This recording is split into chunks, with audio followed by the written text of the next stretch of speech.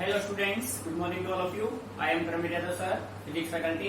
Dear student, in our today lecture we discuss about most important topic of kinematics. बेटे आप जो topic हम study करने जा रहे हैं ये टॉपिक आपकी डेली लाइफ में भी काफी इंपोर्टेंस रखता है।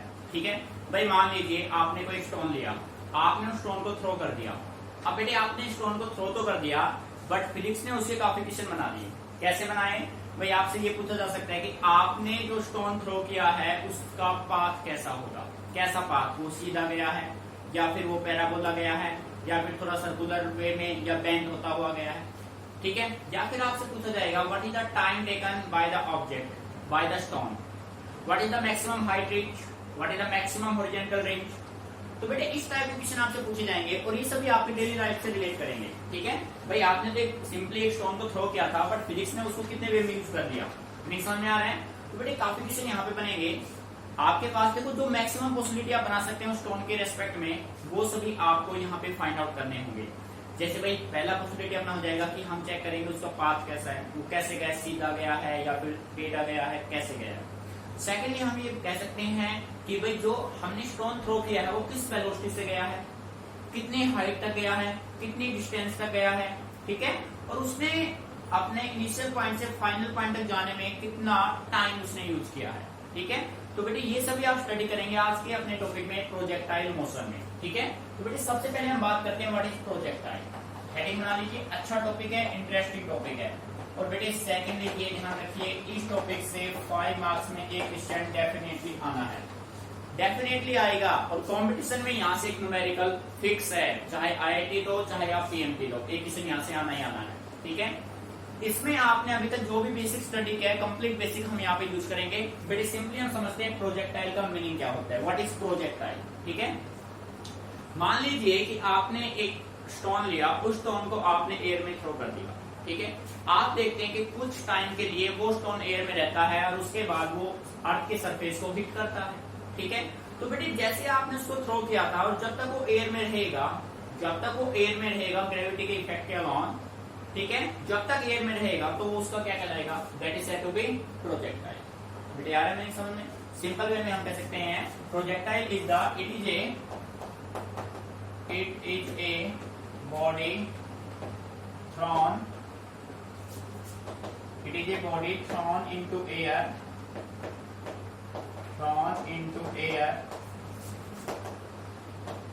with some initial velocity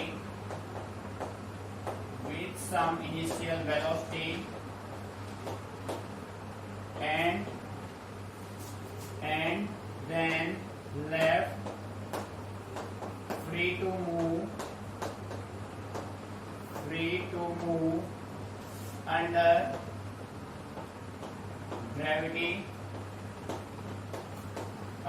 gravity alone।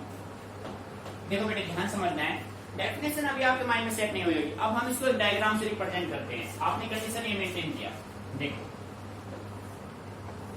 भाई ये हॉरिजॉन्टल कंपोनेंट और ये हो गया आपका वर्टिकल कंपोनेंट, ये ओरिजिन। बेटे यहाँ से आपने एक बॉल को थ्रो किया ऐसे। ठीक है, जब तक ये इस ग्राउंड को टच नहीं करेगा, जब तक ये बॉल इस ग्राउंड को टच नहीं करेगा तो ये इसका क्या होगा, ये इसका प्रोजेक्टाइल होगा। यानी कि आपने इसको कुछ इनिशियल वेलोसिटी यू से आपने इसको थ्रो किया है। बेटे आ रहा है समझ में? तो जब तक ये इस ग्राउंड को हिट नहीं करेगा तो ये इसका क्या होगा, प्रोजेक्टाइल होगा। It is a body thrown into air with some initial velocity and then left free to move under gravity alone. For example, a ball hit by a bat for sixer, a ball hit by a bat for sixer.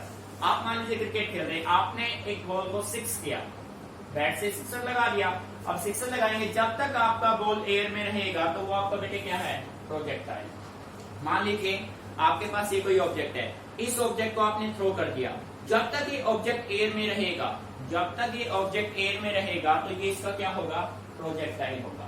बेटे meaning समझ में आ रहा है? ठीक है, तो for example आप कह सकते हैं example of projectile. Number 1, A ball hit by a bat for sixer। ठीक है, second, a stone throne into air.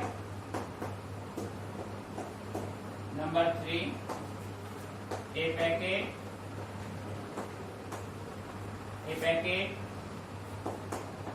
dropped from an airplane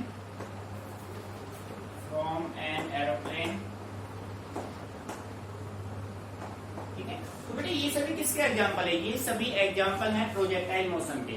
यानी कि आपने किसी ऑब्जेक्ट को कुछ इनिशियल वेलोसिटी से एयर में थ्रो कर दिया, जब तक ये ऑब्जेक्ट आपका एयर में रहेगा तो वो उसका क्या होगा? प्रोजेक्टाइल मोशन होगा। बेटे बात समझ में आ रही है?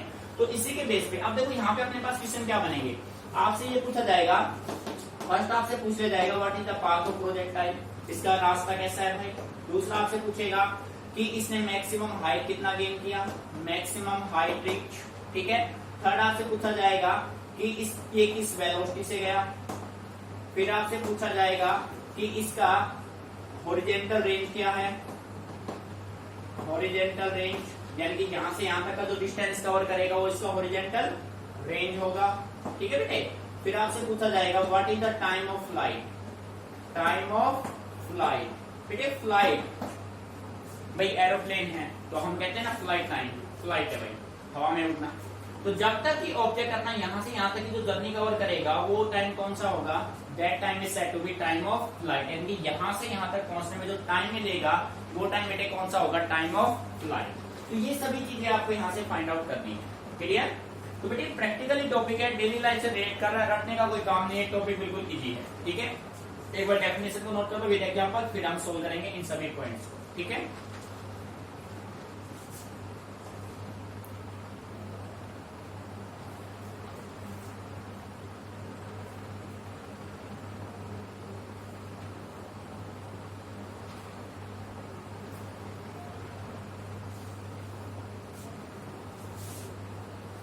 तो बेटे आप अपना आप हेडिंग बना लो, क्वेश्चन की लैंग्वेज को अच्छे समझना है।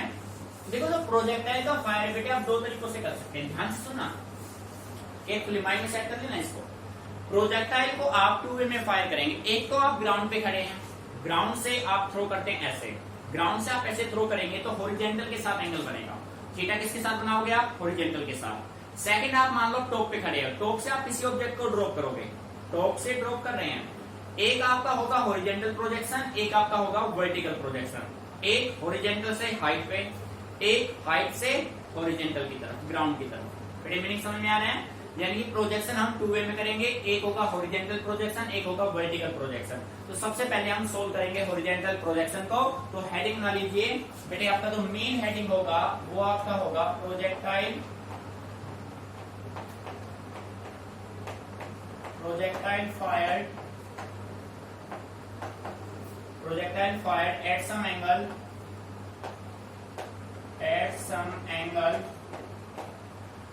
with horizontal,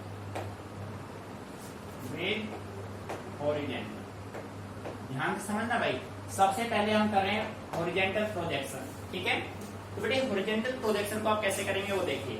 सबसे पहले हमने कुछ कंडीशन मेंशन कर लिया। हम मान लेते हैं, लेट अस कंसीडर, बेटे यहाँ पे मैं नोट कर देता हूँ, let us consider, ध्यान से सुनना है, let us consider a projectile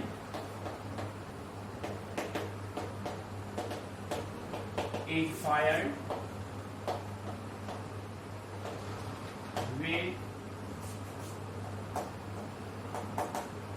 with initial velocity u, with initial velocity u, ठीक है, from ground. Let us consider a projectile is fired with initial velocity u from ground,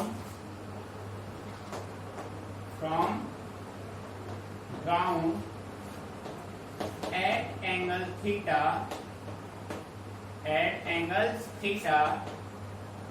with horizontal,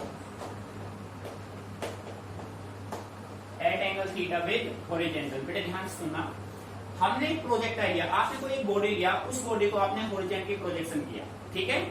initial velocity u से, initial velocity u से, और ये horizontal के साथ कितना angle बनाता है? थीटा एंगल बनाता है। तो बेटे मेन जो है वो इसका डायग्राम है, एक बेसिक डायग्राम हम बना रहे हैं, फिर 7 केस हम सोल्व करेंगे। इन 7 केसेस में से एग्जाम में आपसे 3 या 4 केसेस पूछे जाते हैं। जो बेसिक हम बनाएंगे, चाहे एक केस आपसे पूछे उसमें भी आपको ड्रॉ करना है, ठीक है। तो देखो बेटे, ध्यान से आपने ये कंडीशन मेंटेन कर लिया, बिल्कुल केयरफुली समझना है बेटे। Y axis, origin, x axis, यहां से आपने किसी प्रोजेक्टाइल को फायर किया, ठीक है। मीनिंग आ रहा है समझ में? तो बेटे जब आपने किसी प्रोजेक्टाइल को फायर किया तो इसका कुछ इनिशियल वेलोसिटी होगा, और वो आपने क्या मान लिया, u। हमने किसी प्रोजेक्टाइल को फायर किया इनिशियल वेलोसिटी u से। बेटे पहले समझ लेना, मैं बार बार कह रहा हूं, टॉपिक इंपॉर्टेंट है, 5 मार्क्स में क्वेश्चन डेफिनेटली आएगा यहाँ से। ये हॉरिजॉन्टल के साथ कुछ एंगल बनाता है थीटा। कितना एंगल बना लिया बेटे? थीटा बना लिया। बात समझ आ रही है? थीटा एंगल बनाया हॉरिजॉन्टल के साथ, और ये इसका है पाथ, ठीक है। अब हम क्या करते हैं, हम इस इनिशियल वेलोसिटी u को 2 रेक्टेंगुलर कंपोनेंट में रिजोल्व कर देते हैं। बेटे एक कंपोनेंट बनेगा along x axis that is ux, और एक बनेगा along y axis that is uy। Meaning समझ में आ रहा है? भाई आपने जब बॉडी को फायर किया, प्रोजेक्टाइल को फायर किया, तो उसका इनिशियल वेलोसिटी था u। अब हमने इस इनिशियल वेलोसिटी u को 2 रेक्टेंगुलर कंपोनेंट में रिजोल्व कर दिया। एक आपका ux होगा, एक आपका uy होगा। बेटे जिसके साथ थीटा बनेगा वो कोस का कंपोनेंट होगा, जो सेकंड बचेगा वो साइन का कंपोनेंट होगा। तो आप ये कह सकते हैं ux की वैल्यू होगी u cos थीटा, ध्यान रखना है बेटे, और uy की वैल्यू आपकी होगी u sin थीटा, ये ध्यान रखना है आपको, ठीक है बेटे। ux आपका u cos थीटा, uy आपका u sin थीटा। मीनिंग समझ में आ गया, ठीक है। अब देखो भाई, यहाँ पे हम कह सकते हैं x आपका जो है, x हॉरिजॉन्टल कंपोनेंट है, y आपका वर्टिकल कंपोनेंट है। x कौन सा कंपोनेंट है भाई? हॉरिजॉन्टल, ठीक है। हॉरिजॉन्टल कंपोनेंट ऑफ वेलोसिटी आपका होगा ux is equal to u cos theta. Vertical component of velocity आपका uy होगा, uy is equal to u sin theta. बेटे मीनिंग समझ में आ रहा है, ठीक है। अब देखो भाई, अब हम बात करते हैं एक्सेलरेशन ड्यू टू ग्रेविटी। बेटे सेंटर पे ग्रेविटी की वैल्यू क्या होती है? 0 होती है। तो आप यहां से कह सकते हैं, ये देखो बेटे, ये आपका x कंपोनेंट, ये आपका y कंपोनेंट, ठीक है। ये परपेंडिकुलर होगा, तो आप कह सकते हैं ax की value, acceleration due to gravity की वैल्यू क्या होगी? ax की वैल्यू क्या होगी? 0। हॉरिजॉन्टल पे, इस लाइन पे ax की value, acceleration due to gravity क्या होगा? 0, ठीक है। और बेटे ay की जो वैल्यू आप लेंगे वो क्या लेंगे? -g। क्योंकि जब आप, हमें अच्छे से क्लियर है, जब हम अर्थ के सरफेस से कुछ हाइट पे जाते हैं तो ग्रेविटी क्या होती है? डिक्रीज। तो बेटे साइन क्या आ गया? माइनस का। मीनिंग समझ में आ रहा है? क्योंकि आप हॉरिजॉन्टल से प्रोजेक्शन, आप ग्राउंड से कहां पे जा रहे हो? हाइट में। बेटे जब आप अर्थ के सरफेस से हाइट पे जाते हैं तो ग्रेविटी डिक्रीज होता है, जब हाइट से सरफेस की तरफ आएंगे तो ग्रेविटी क्या होगा? इंक्रीज। तो ये वैल्यू आपको ध्यान रखने हैं, जिनका हम यूज करेंगे। या भी बेसिक में करा रहा हूं आपको, ax आपका 0, ay आपका -g, ये ध्यान रखना है। ux आपका हॉरिजॉन्टल कंपोनेंट है वेलोसिटी का, जिसकी वैल्यू है u cos थीटा। uy आपका vertical component of initial velocity का, जिसकी वैल्यू है u sin थीटा। बेटे मीनिंग समझ में आ रहा है, ठीक है। तो ये आपके हो गए बेसिक टर्म्स, यहाँ पे हम नोट कर लेते हैं एक बार। ux is equal to u cos theta, horizontal component, horizontal component of velocity, ठीक है बेटे। And uy is equal to u sin theta, vertical component of velocity. ये ध्यान रखना है। ax acceleration due to gravity, x axis 0 होगा, ay -g होगा, क्योंकि हाइट से जब नीचे आएंगे तो ग्रेविटी क्या होगा? इंक्रीज। बट आप हाइट पे जा रहे हैं तो क्या होगा? डिक्रीज, ठीक है बेटे। यहां तक क्लियर? तो ये हो गया आपका बेसिक, ठीक है। तो आप एक बार बेसिक को अच्छे से समझ लीजिए, उसके बाद हम टॉपिक स्टार्ट करते हैं। फर्स्ट पॉइंट क्या बनेगा, ठीक है, समझ लो इसको एक बार।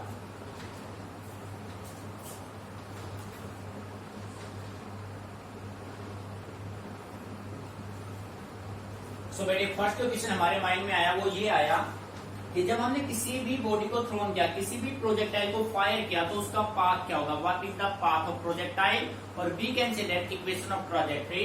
सो आपका जो फर्स्ट पॉइंट होगा वो आपका होगा पाथ ऑफ प्रोजेक्टाइल। और बेटे इसको आप कह सकते हैं, और इसको आप कह सकते हैं पाथ ऑफ प्रोजेक्टाइल को, और इक्वेशन ऑफ ट्रैजेक्टरी। ठीक है, ध्यान से समझना भैया, इसको मेन कंसेप्ट है आपका। तो बेटे देखो प्रैक्टिकल ये है, कुछ भी रटना नहीं है, चीजों को समझना है ध्यान से।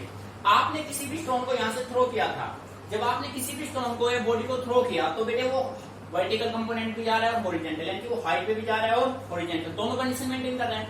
यानी कि जब मैंने यहां से किसी ऑब्जेक्ट को थ्रो किया तो वो वाई एक्सिस में भी जा रहा है और एक्स में, दोनों में जा रहा है ना। तो हमें क्या करना है, हमें यहां से हॉरिजॉन्टल और वर्टिकल डिस्प्लेसमेंट निकाल लेने हैं, तो अपने आप पास आ जाएगा। ठीक है, तो सबसे पहले मैंने मेंटेन किया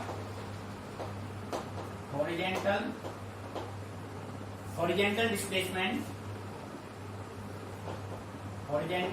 displacement at any time t। तो बेटे हॉरिजॉन्टल डिस्प्लेसमेंट निकालने के लिए आपके पास देखो 3 इक्वेशन ऑफ मोशन है। तो बेटे 3 में से मैं कौन सा इक्वेशन यूज करूं जिससे डिस्प्लेसमेंट आ जाए? तो बेटे मैं कह सकता हूं, सिंपली वे में मैं कह सकता हूं using s is equal to ut plus half at square. किसके अलोंग करना है भाई? हॉरिजॉन्टल का मतलब अलोंग x एक्सिस। बेटे आ रहा है समझ में? ध्यान से समझना, केयरफुली नोट मत करना अभी। देखो बेटे s का मतलब हॉरिजॉन्टल x, तो s की वैल्यू क्या हो जाएगी? x is equal to ux into t plus half ax t square. बात समझ में आ रही है? तो बेटे देखो x is equal to ux की वैल्यू क्या है? वहां पे देखो भाई ux की वैल्यू क्या है? u cos theta into t plus half, बेटे ax की वैल्यू क्या है? 0 इंटू क्या होगा? T square. बेटे पूरा फोकस बोर्ड पे रखना है। ax की वैल्यू अपने पास क्या है? 0। तो अपने पास x की वैल्यू क्या आ गई? u cos theta into T. बेटे मीनिंग आ रहा है समझ में? ठीक है, अब आप इसको यहीं पे रखो, x is equal to u cos theta into में क्या हो गया? t। तो बेटे यहां से मैं x की वैल्यू निकाल, t की वैल्यू निकाल लेता हूं। तो यहां से जो t की वैल्यू होगी वो मेरे पास क्या होगी? x upon u cos theta, और इसको मैंने मान लिया फर्स्ट इक्वेशन। बेटे किसी बच्चे को कोई प्रॉब्लम? मीनिंग अच्छे से क्लियर यहां तक? अब आपने हॉरिजॉन्टल डिस्प्लेसमेंट निकाल दिया, तो अब क्या निकाल दो भाई? वर्टिकल निकाल दो। तो आप कह सकते हैं वर्टिकल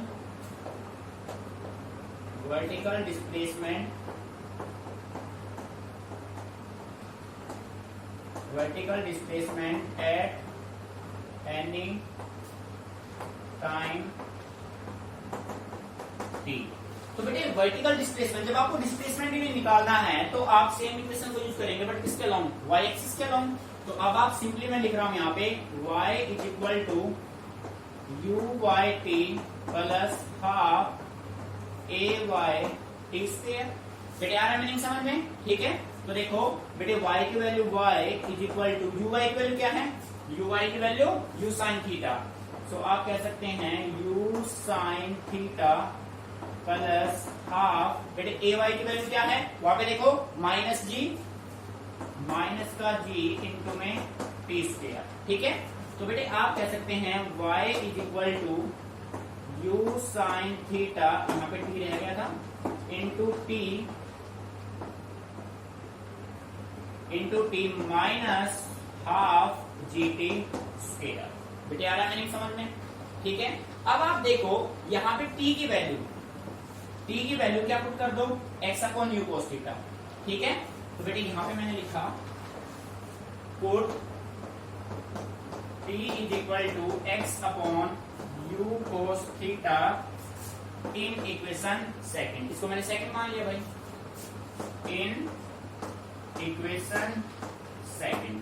बेटे ध्यान से देखो, इक्वेशन सेकंड में मैं वैल्यू पुट कर रहा हूं, तो मेरे पास आएगा, यहां पे लिख लेते हैं भाई,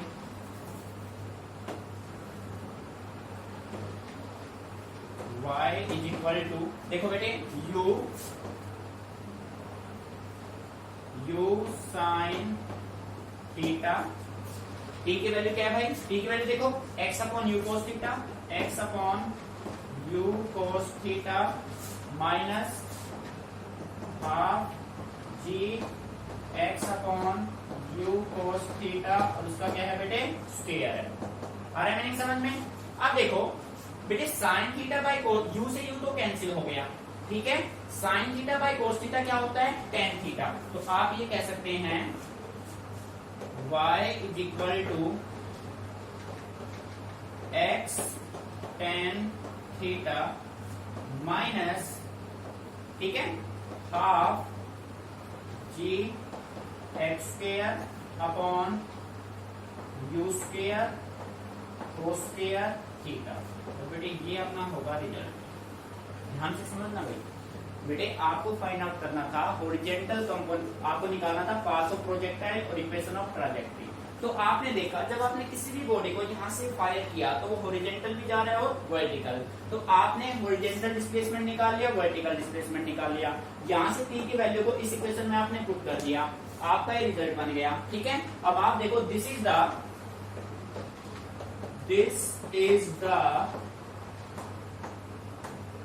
इक्वेशन ऑफ पैराबोला। बेटे जब आप मैथमेटिक्स में स्टडी करेंगे ना, तो मैथमेटिक्स में आपके पास इक्वेशन गिवन आपको मिलेगा, तो ये इक्वेशन ऑफ पैराबोला होता है। This is the equation of parabola, hence the path of projectile is parabolic in nature। बेटे आ रहा है मीनिंग समझ में, ठीक है। ये जो इक्वेशन है ये पैराबोला का इक्वेशन है, तो इसी के बेस पे हम कह सकते हैं कि अपना जो प्रोजेक्टाइल होगा उसका पाथ क्या होगा, पैराबोलिक होगा, ठीक है। बेटे अच्छे से समझ के करना, रटने का चांस नहीं है, आप प्रैक्टिकल चीजों को एक बार नोट कर लो, फिर रिपीट करते हैं इसको, ठीक है।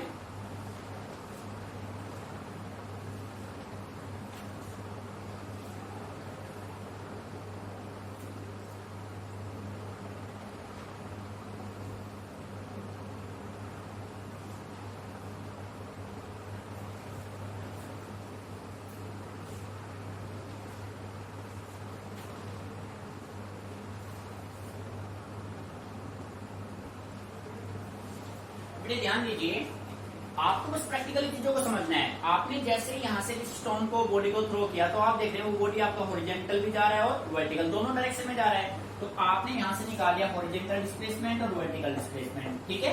यहाँ से इक्वेशन मिला, ये इक्वेशन होता है पैराबोलिक का। तो आप इसी के बेस पे कहते हैं कि हमने जो स्टोन या बॉडी थ्रो किया था उसका जो पाथ होगा वो कैसा होगा भाई, पैराबोला, पैराबोलिक पाथ बनाएगा, ठीक है। तो बेटे फर्स्ट पार्ट आपका सॉल्व हो गया। अब हमें फाइंड आउट करना है कि जब आपने किसी बॉडी को थ्रो किया तो what is the maximum height gain by the body, ठीक है। तो बेटे सेकंड आप हेडिंग बना लो, मैक्सिमम हाइट, हेडिंग बनाओ भाई। बेटे मेन टॉपिक यहां तक तो अपना है, अब सेकंड पॉइंट सेकंड करेंगे हम, ध्यान समझना। देखो भाई सेकंड आपका है, बेटे ये जो बेसिक है ना, ध्यान से सुनो फिर देखो भाई। बेटे यहाँ तक का ये कंप्लीट आपका हर एक पॉइंट में सेम रहेगा, बार बार सुन लो। पेपर में अगर एक पॉइंट आया तो यहाँ तक तो लिखना ही है, ये सभी का बेसिक है। 3 पॉइंट आए तो भी एक बार लिखो, उसके बाद पॉइंट टू पॉइंट लिखो तीनों। 4 आए तो 4 को लिखो, ठीक है। यहाँ तक ये सारा अपना बेसिक है। बेटे सेकंड हेडिंग बना लो, सेकंड आपका होगा maximum height reach, maximum height reach. देखो बेटे मैक्सिमम हाइट मींस एच आपको निकालना है, ठीक है। देखो प्रैक्टिकली आ जाओ भाई। बेटे इस पॉइंट पे जो हाइट है वो क्या होगा, मैक्सिमम होगा ना। मैक्सिमम हाइट देख लेंगे भाई आप, कहां पे मैक्सिमम हाइट है। बेटे मैक्सिमम हाइट पे इस पॉइंट पे जाते ही इसका जो वर्टिकल कंपोनेंट ऑफ वेलोसिटी है वी वाई की वैल्यू क्या हो जाएगी, 0। भाई आप जैसे टॉप पे पहुंच जाएंगे आपका वर्टिकल आपकी वेलोसिटी, आप रेस्ट पे जाएंगे, वर्टिकल कंपोनेंट वेलोसिटी क्या हो जाएगा, 0 हो जाएगा।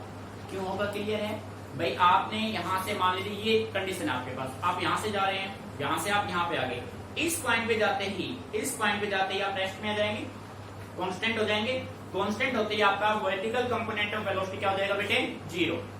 सो आप ये कह सकते हैं एट मैक्सिमम हाइट, बेटे समझना ध्यान से, एट मैक्सिमम हाइट, डायग्राम में मॉडिफिकेशन हो गया है, at maximum height the vertical component of velocity becomes 0। ठीक है, इसका मतलब आप ये कह सकते हैं कि vy की वैल्यू क्या हो जाएगी, 0। जैसे आप मैक्सिमम हाइट पे जाएंगे वर्टिकल कंपोनेंट ऑफ वेलोसिटी 0 हो जाएगा। ठीक है, आप देखो using v square minus u square is equal to 2as। बेटे किसके लॉ यूज करूं, आप कहां जा रहे हैं, हाइट पे, हाइट मींस कौन से एक्सिस में, y में, तो कह सकते हैं along y axis, along y axis. ठीक है, सो देखो भाई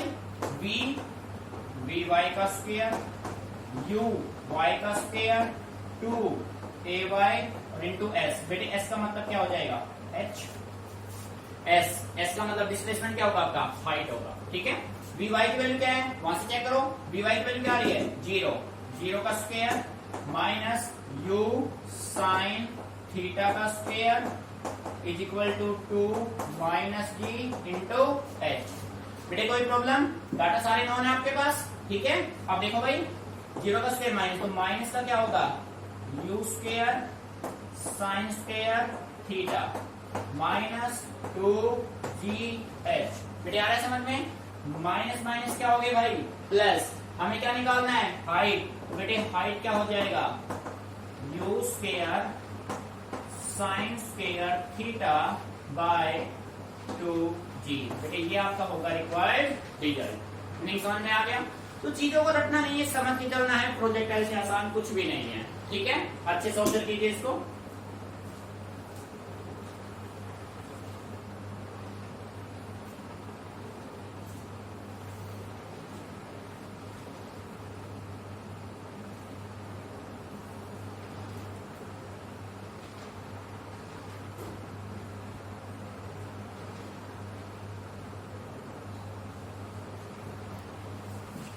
यहां तक मैंने अच्छे से क्लियर, मैक्सिमम हाइट आपका होगा u square sine square theta upon 2g। सो देखो अब बेटे, अब हमें फाइंड आउट करना है, भाई देखो आपने अपनी जर्नी को 2 पार्ट्स में डिवाइड कर दिया, आप यहां से यहां तक आए, फिर आप यहां से यहां आए।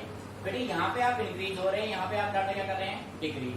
तो यहां से यहां तक पहुंचने में बेटे जो टाइम लगेगा ना, उसको हम बोलते हैं time of ascent, increase, time of descent, और टोटल टाइम होगा टाइम ऑफ फ्लाइट। तो सबसे पहले मैं टाइम ऑफ एसेंट यहां से यहां तक का टाइम निकाल लेता हूं। ठीक है, तो देखिए,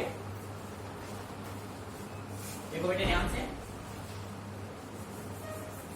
बेटे पॉइंट नंबर 3 बना लो, बेसिक अपना सेम रहेगा। Point number 3, point number 3, time of accent, symbol होगा टी। बेटे ध्यान समझना, अच्छा टॉपिक है ये। ठीक है, यानी कि इस पॉइंट से लेकर इस पॉइंट तक का जो टाइम होगा वो आपका क्या होगा, टाइम ऑफ एसेंट होगा। बेटे बात समझ आ रही है, इस पॉइंट से इस पॉइंट तक का टाइम, टाइम ऑफ एसेंट, इस पॉइंट से इस पॉइंट तक का टाइम, टाइम ऑफ फ्लाइट, इस पॉइंट से इस पॉइंट तक का time, time of descent. Clear, so देखो, तो बेटे सेम कंडीशन, अब आप यहां से कहां पहुंच गए हैं, मैक्सिमम हाइट पे, और मैक्सिमम हाइट पे जाते ही वर्टिकल कंपोनेंट ऑफ वेलोसिटी क्या हो जाएगा, 0। बेटे फिर क्या लिख दो, v/0। At maximum height, the vertical component of velocity becomes 0। Meaning clear. अब देखो, सो बेटे टाइम आपको निकालना है, तो आपने यूज किया v is equal to u plus at along y axis, क्योंकि आप हाइट पे जा ही रहे हैं भाई, along y एक्सिस। तो बेटे देखो vy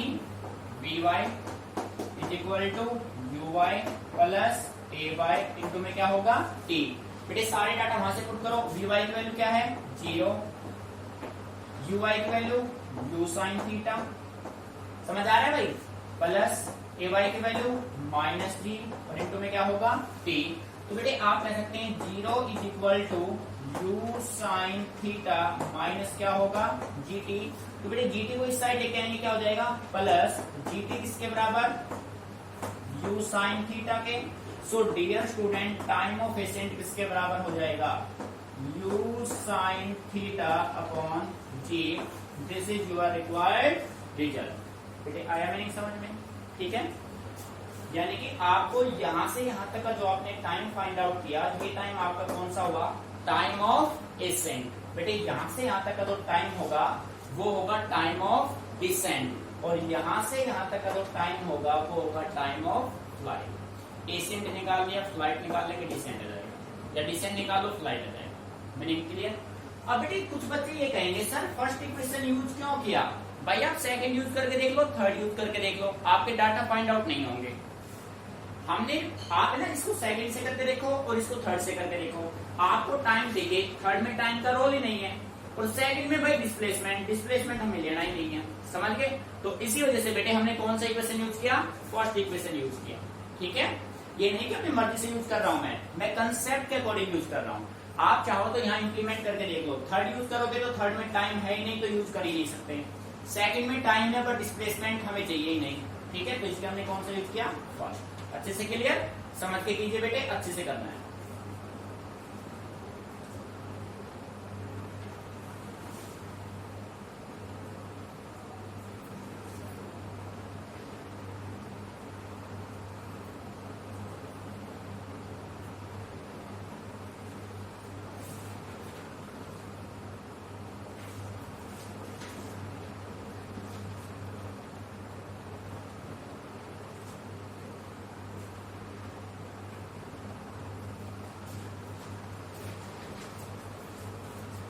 तो बेटे देखो, आपके पास ये जो कंडीशन है ये आपका बेसिक है, इस बेसिक के बेस पे ही आपको सारे केस सोल्व करने हैं। बेटे एग्जाम में आपके पास कोई भी 3 या 4 पॉइंट आएंगे 5 मार्क्स में, उनको आपको सोल्व करना है। 3 अभी हमने करनी है, टोटल हम यहाँ से 6 या 7 करेंगे।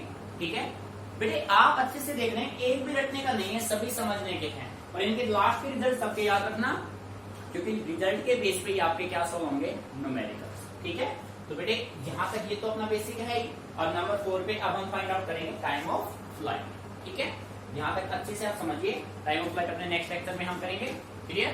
तो पहले आप यहाँ तक याद कर लो, कल के लेक्चर में हम करेंगे टाइम ऑफ फ्लाइट से। ठीक है, और कोई भी पॉइंट समझ में नहीं आए तो आप मेरे से डिस्कस कीजिए, और आपको चीजों को कंसेप्चुअल लेना है, रटाफिकेशन तो यूज ही नहीं करना है। ठीक है बेटे?